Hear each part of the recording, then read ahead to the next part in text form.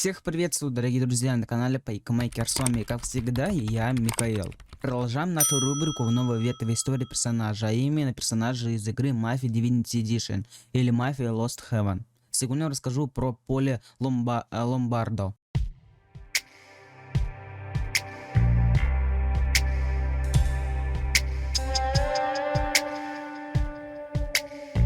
Поле Ломбардо, персонаж игры Mafia Lost Heaven и ее переиздание Mafia Divinity Edition, один из лучших солдатов криминальной семьи Сальери, лучший друг и коллега Томми Анджело.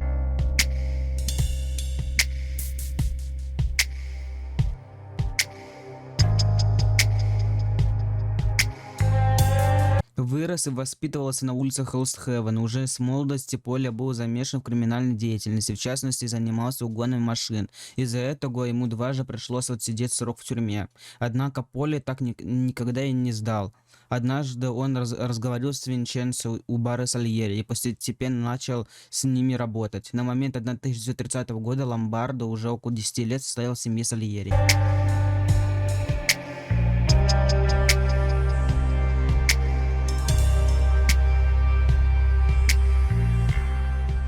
Одну осеннюю ночью 1930 года за машиной Поля и его напарником Сэма начинает погоняться парень из семьи Морелло. Однако машина выходит из строя, а Поле получает ранение в ногу. Пытаясь на своих двоих скрыться от преследователей, они наткнулись на такси Анджело, который в этот момент делал перерыв во время рабочей смены. Сэм, угрожая пистолетом, вынуждает Тома посадить его и Поле в свою машину и помочь оторваться от парней Морелло.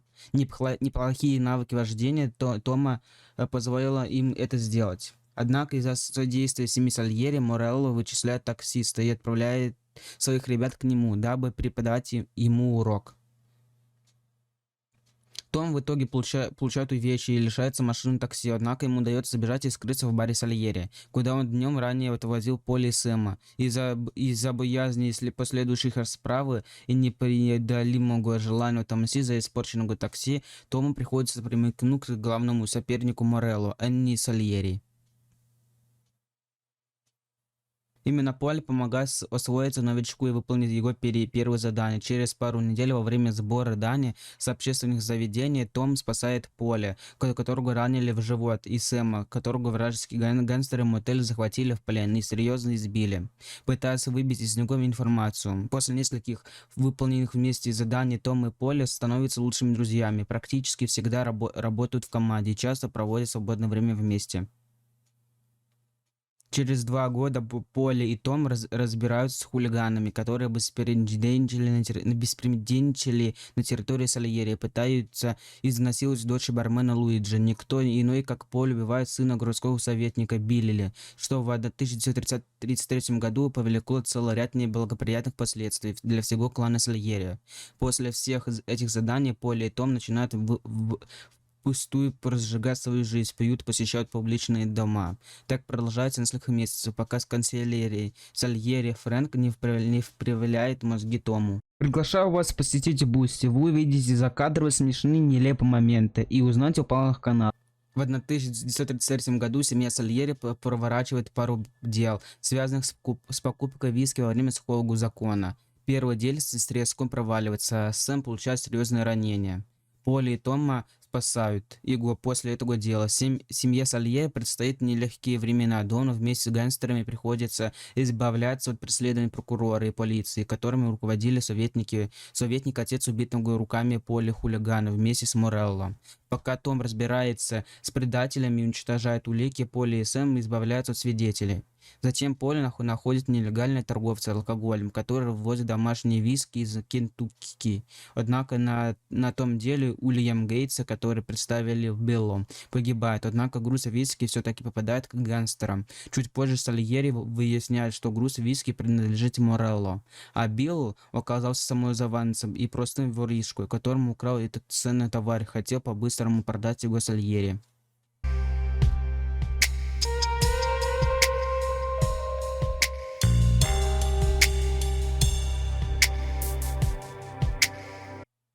В конце 1933 года сухой закон отменяется, но семья Сальери по-прежнему получает большие деньги на каждый месяц. Однако Морелло это явно не устраивает, и в 1935 году он дает начало прямой кровопролитной войне против Сальери, совершая неудачное покушение на Анни Сальери. В ответ Дон вначале приказывает убрать городского советника, с чем Том прекрасно справляется, смешавшись с толпой людей во время речи советника, а после убийства бежит к катеру, который заблаговременно пригнал Полли. Вместе они уплывают прочь от полушившегося парохода. Позже Сальери решает устранить правую руку Морелло, его брата Серджио. Однако покончить с ним оказывается явно непростой задачей. 4 покушения проваливаются, и в 2 провалах косвенно виноват Полли. В первом он расстреливает простого солдата вместе с Серджио, а в 3-м покушении он не проверил свой Томми Ган, который заклинивает в самый неответственный момент. В итоге это дело поручают другим, но убийца брата Морелло все же становится Томми. Чуть позже Полли участвует в убийстве самого Дона вражеской семьи, когда тот возвращается из театра на своем лимузине.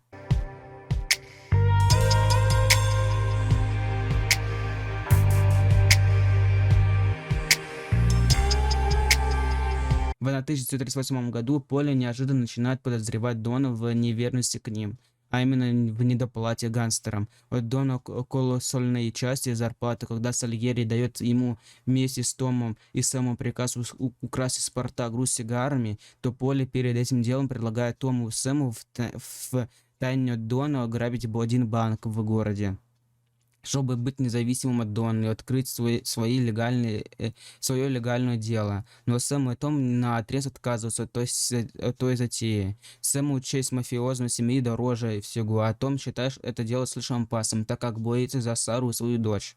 Тогда Полли решает забыть про ограбление, но позже, когда Том крадет и вывозит из порта требуемые Сальери коробки, то опасения Полли относительно обман Сальери подтверждаются. В ящиках обнаруживаются пакет с наркотиками вместо сигар. Далее хитростью убедившись, что Дон изначально прекрасно знает об этом и, соответственно, скрывает от гангстеров значительную часть доли с кражи, Полли с Томом тогда подумывают об отходе от дел мафии из-за вскрывшегося обмана со стороны Сальери. Том все-таки соглашается пойти вместе с Полли на ограбление. Уже на следующие сутки в деловом районе они разведывают банк и разрабатывают план ограбления. Сначала все идет по плану. Сперва Том спрашивает у Полли, как они скроются из банка, и Полли объясняет Тому, что в городе заброшенный клуб Палермо. Туда-то они и направляются после ограбления, по наводке Полли. Том заезжает к оружейнику Желтому Питу, а затем к автомеханику Луке. Взяв оружие и тачку, Том отправляется за Поле, а затем они вместе в банк. Ограбление проходит успешно, они решают спрятать деньги у Поля, чтобы Сара ничего не заподозрила.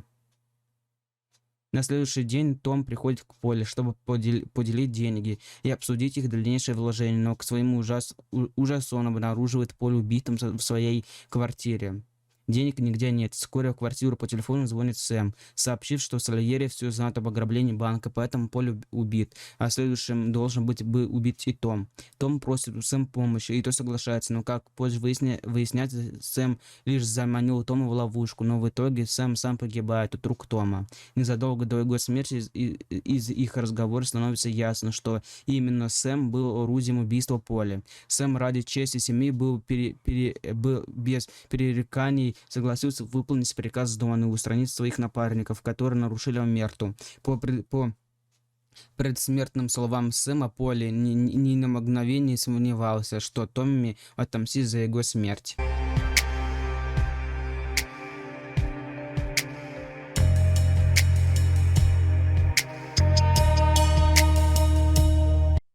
У Полли, похоже, нет ближайших родственников, за исключением его матери, несмотря на то, что он постоянно встречается с проститутками. Ему это, как показано, трудно найти романтическое отношение. Полли, похоже, осознает, что они пользуются успехом у девушек. В разговоре с Томми он замечает, что тот приближается к среднему возрасту. Ему не хватает денег, чтобы содержать жену. Отсутствие романтической привязанности – одна из причин, побудивших его отказаться от мафиозной жизни к 1938 году.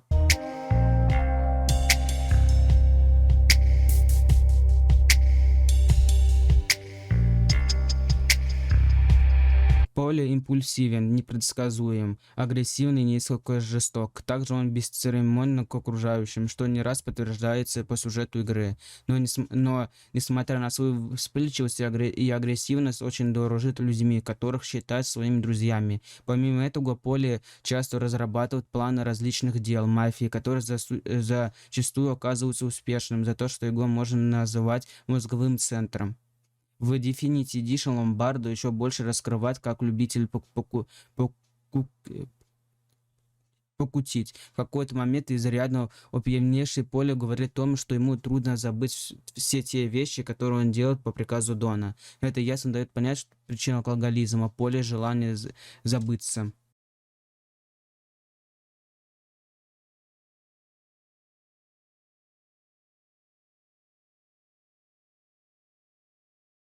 Билли Легиолоти, уличные хулиганы.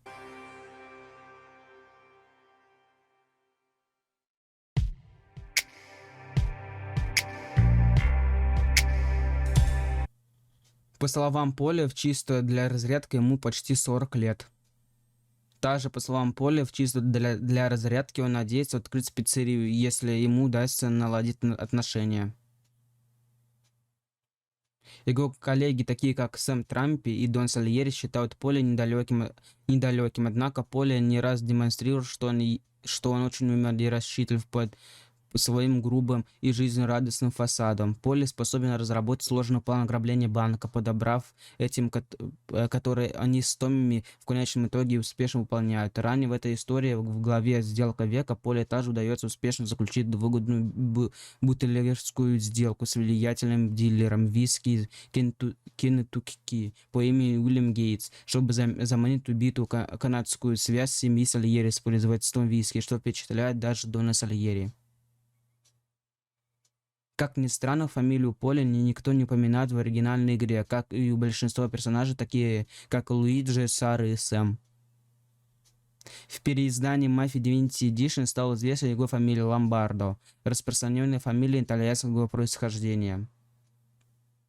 Ему посвящена карточка номер 2 из коллекции сигаретных вкладышей в Definity Edition.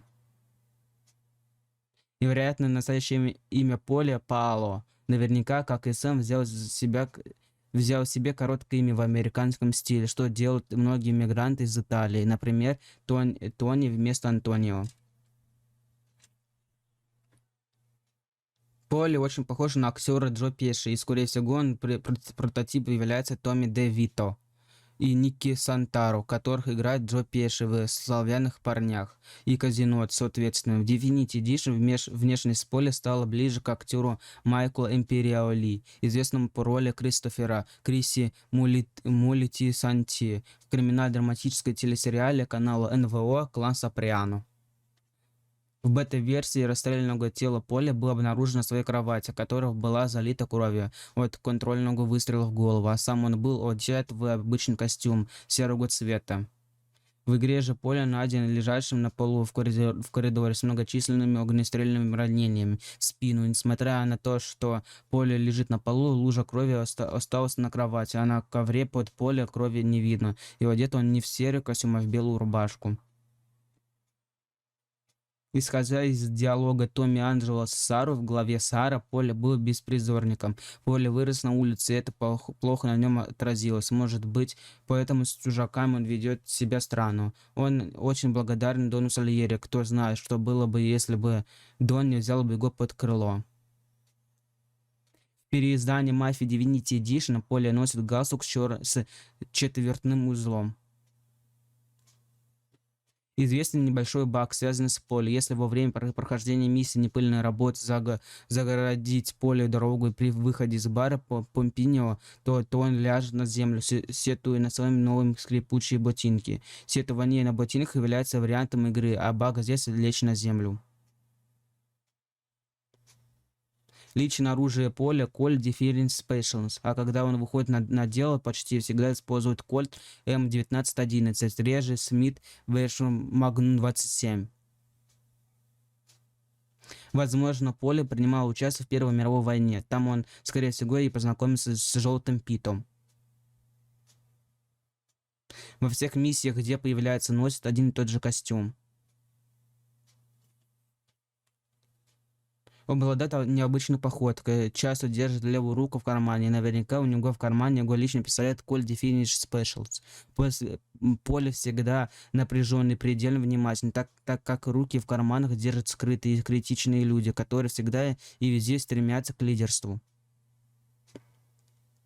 И на этом история про Поле Ломбардо подходит к концу. Всем спасибо за просмотр. Не забывайте план действий, который видите прямо сейчас на ваших экранах. А именно лайк, колокольчик и подписка на канал. С вами был Михаил с канала Пайкмейкер.